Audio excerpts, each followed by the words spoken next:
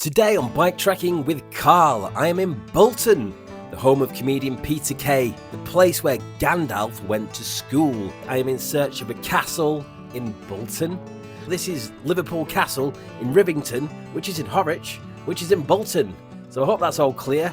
So without any further ado, let's have a quick look at the route. So we're starting off in Rivington. We'll be setting off from the car park where we get straight into a grueling ascent towards Rivington Pike. After that, we descend down to the one, the only, the Pigeon Tower, and just check this place out. This is like something out of a fairy tale. Afterwards, we make our way down across the ominous and infamous Belmont Road, and we finally arrive at Liverpool Castle.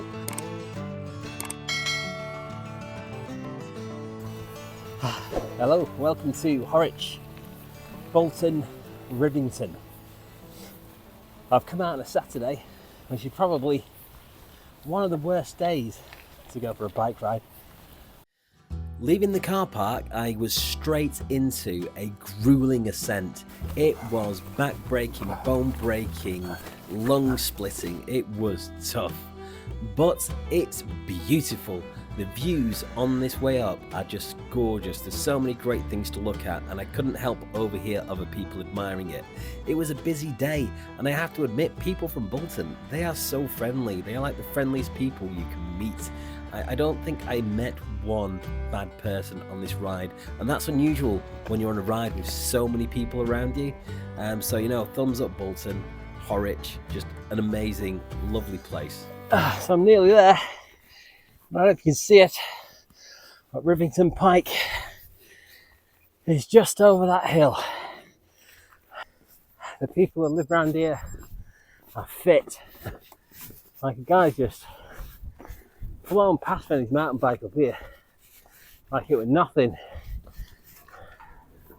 Wow, this is the place to be if you're from Horwich. The location where Rivington Pike stands was established in 1139.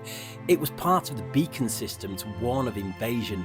If England ever came under attack, a series of beacons across the hills would be lit and an army would be raised and England would be defended. It was actually used during the Spanish Armada in 1588. Now, I spoke to some of the locals and they told me that if you come up here in January and touch all four sides of the pike, that's the done thing. I asked why. Is it, you know, is that some sort of like legendary tradition? They said, we don't know, we just all come up here and we do that. So I'm just going to say, if you come up here, touch all four sides and you're going to get good luck. Those are the rules now. So that was Rivington Pike, place to be, apparently.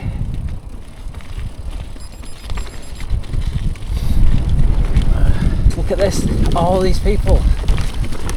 It's so busy up there. I was going to put the drone up, but it was windy and busy. This is just like something out of a fairy tale. This tower that looks like it's right out of a fairy tale actually has a fairy tale type story as well.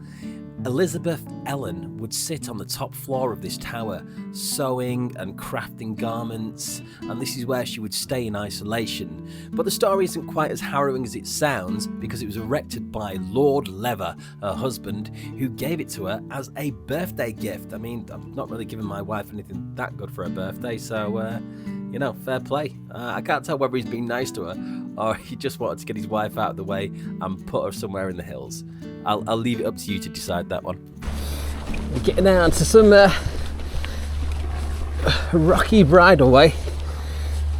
It's not smooth around here. In these hills around Rivington, there is so much folklore. The stories of the Headless Horseman, Headless Boggarts. On the nearby roads, taxi drivers having to brake suddenly when a figure appears in the road and then realising there's nothing there. I really struggle to pick through the history on this one, but look for Rivington, look for folklore, it's just steeped in it. And this road, it just has something a little bit magical about it.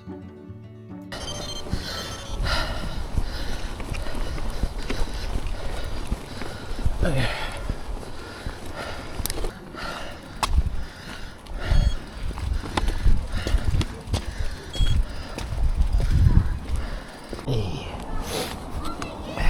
we go, locked up. No offence, but it is called Liverpool Castle. No offence, Liverpool people. Liverpool Castle, William Lever's great unfinished project. The legend goes that William Lever was visiting Liverpool and the location of the original Liverpool Castle that's no longer standing, and he thought, do you know what, I have a plot of land that looks a lot like this where I could build my own castle, so why not? So he set to work, but it was never finished. He died before its completion, and now it sits in disrepair. I think it's a sign of the time that William Lever decided to build a castle, and all these kind of whimsical medieval looking buildings is because the Victorians were looking back to those times as a simpler time, a time when England was defined as legend and chivalry and heroic acts. And I think in the Victorian times, with the encroaching industrialization, England felt anything but that.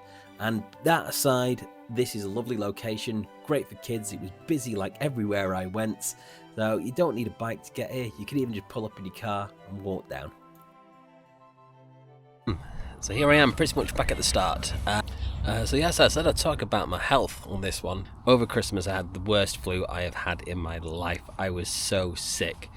And my chest has never got better. We're at the end of January now, so I've been sick for like a month.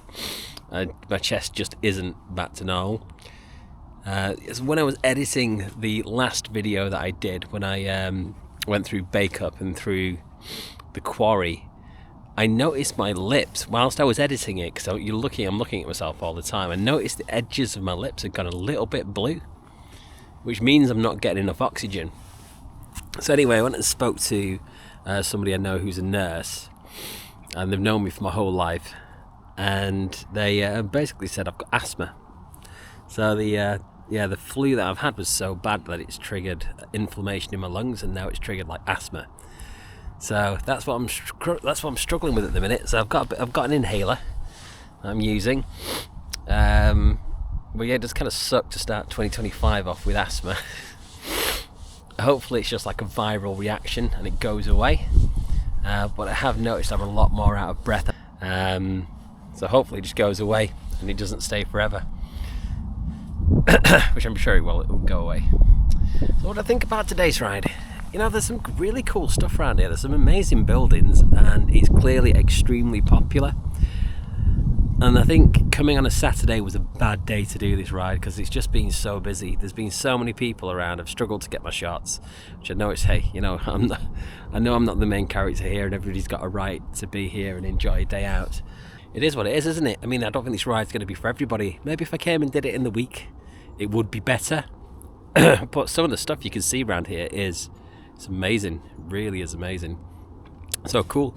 So that's where we'll leave it anyway. So thank you very much for watching, and I will catch you on the next one. Alright, bye bye. Right, I realised I forgot to stash this somewhere, so I'm going to go put it here. These are the toilets that seem to be permanently out of order here according to the reviews on the website. I'm going to stick it here. There it is, sticking out of there. So if it's still there, somebody wants it, it's there by the toilets. So maybe somebody will find it. Someone's going to find that one. Okay, bye bye.